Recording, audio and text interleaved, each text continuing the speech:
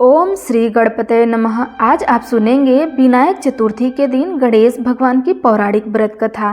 कहा जाता है कि यदि आप चतुर्थी के दिन गणेश भगवान के व्रत नहीं रख पा रहे हैं तो सिर्फ कथा का श्रवण करने से ही सारे विघ्नहर्ता को दूर हो जाते हैं। तो आइए सुनते हैं। पौराणिक कथा के अनुसार एक बार भगवान शिव तथा माता पार्वती नर्मदा नदी के किनारे बैठे हुए थे। वहाँ माता पार्वती ने भगवान शिव से समय व्यतीत करने के लिए चौपड़ खेलने को कहा।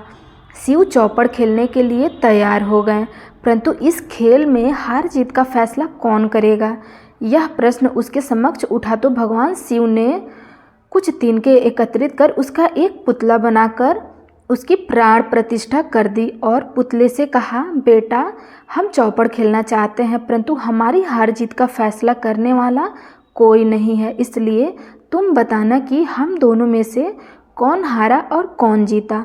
उसके बाद भगवान शिव और माता पार्वती का चौपड़ खेलना शुरू हो गया। यह खेल 3 बार खेला गया और संयोग से तीनों बार माता पार्वती जीत गईं। खेल समाप्त होने के बाद बालक से हार जीत का फैसला करने के लिए कहा गया, तो बालक ने महादेव को विजयी बताया। यह सुनकर माता पार्वती क्रोधित हो गईं और क्रोध में उन्होंने बालक को लंगड़ा होने, कीचड़ में पड़े रहने का श्राप दे दिया। बालक ने माता पार्वती से माफ़ी मांगी और कहा कि यह मुझसे अज्ञानतावश ऐसा हुआ है, मैंने किसी द्वेष भाव में ऐसा नहीं किया है। बालक द्वारा क्षमा मांगने पर माता ने कहा, यहाँ गणेश पूजन के लिए नाग कन्याएं आएंगी, उसके कहे अनुसार तुम गणेश व्रत करो, ऐसा करने से तुम मुझे प्राप्त करोगे। यह कहकर माता पार्वती शिव के साथ कैलाश पर्वत पर चली गईं। 1 वर्ष के बाद उस स्थान पर नाग कन्याएं आई। तब नाग कन्याओं से श्री गणेश के व्रत की विधि मालूम करने पर उस बालक ने 21 दिन लगातार गणेश जी का व्रत किया। उसकी श्रद्धा से गणेश जी प्रसन्न हुए। उन्होंने बालक को मनवांछित फल मांगने के लिए कहा। उस बालक ने कहा, हे विनायक, मुझ में इतनी शक्ति दीजिए कि मैं अपने पैरों से चलकर अपने माता पिता के साथ कैलाश पर्वत पर पहुंच सकूं। और वे यह देख प्रसन्न हो गए।